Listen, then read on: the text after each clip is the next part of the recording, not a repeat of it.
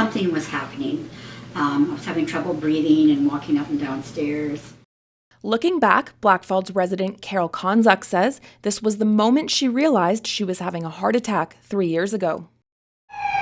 After being taken to the Red Deer Regional Hospital, she spent 5 days in the coronary care unit before being transferred to the Foothills Hospital in Calgary.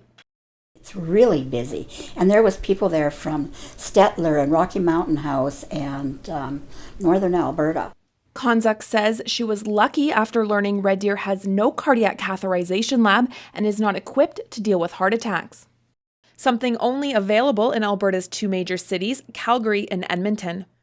An Alberta Health Services document written in December 2014 found that people in this region had a 70% higher death rate than people in Calgary between 2007 and 2010. A more recent AHS report shows that heart attack mortality rates are improving, but doctors say dollars are still being wasted and people are dying. Having a service here saves $3.5 million, conservative estimate, and saves 35 lives annually, conservative estimate. If you break these numbers down, that's roughly $1.5 million annually in transportation costs and roughly $2 million spent on lengthy hospital stays. But for years, doctors say they're pleased to AHS and the health minister have fallen on deaf ears, and a petition has been launched asking for the public's help. Doctors have also started a Facebook group and say the Red Deer Regional Health Foundation has already raised $10 million to build the catheterization lab.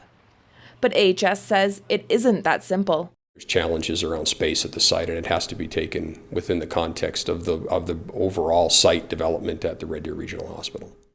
Bales says it will continue to work to improve heart attack mortality rates and are starting to put together a business plan to address the cardiac needs for the area. And within Red Deer, we've been doing some long-range capital planning as well as long-range planning for the zone as a whole. So when we look at cardiac service planning, we don't look at it with just a particular site. We look at it in the context of the entire zone. But if and when Red Deer will get a catheterization lab, Bales says he can't say. Ron Dean says he was lucky to be at a sales conference in Calgary when he had a heart attack 7 years ago. I feel very fortunate, for the simple fact is that the doctor told me if I had been in Red Deer, stars couldn't have got me there quick enough, because he said they were down to just seconds. Like 2 of his friends from Innisfail who didn't make it to Calgary in time, Dean adds it's something he worries about. If I have another heart attack, there won't be a one after that. I'll just be dead, because they won't have time to do nothing. Konzuk says she has similar concerns.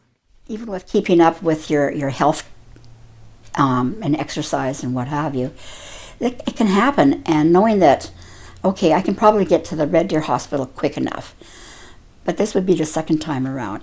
Am I going to be able to make it to Foothills or to the U of A in Edmonton in time? And that's scary.